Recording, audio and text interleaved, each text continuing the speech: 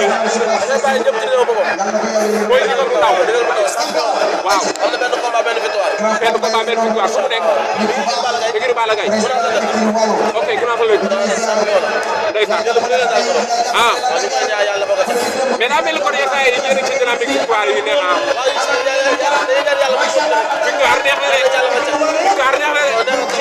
boo gisee kii mbër nga doon bëreel keroog ki nga bëree ci moom ba tey keroog instant yii gars yi ñu ngi dox sa combat waa wala déet. waaw maa ngi jaay ma doon sama kaw mais noonu la dama wax ne daal combat Balla Gaye ah sa diggante kat. mais yaa ngi ko faral waxal rek. mais am nañu yaakaar di nga bëre waat. ah la moo tax ndigal bu sibee woon taxaw bu bëre ndigal day indi état bu normal te ndigal du entraîné lan la booy entraîné ah yow bu ma ñëwee école bi dama gis bu ma ñëwee école ay rajo may yor ay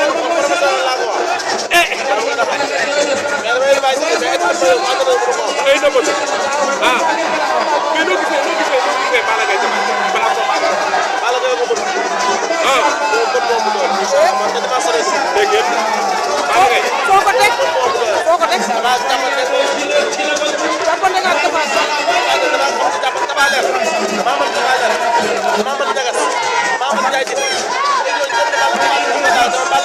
waaw ndigal li osé na de yàlla waaw bu leen boole waaye ndigal yow la wax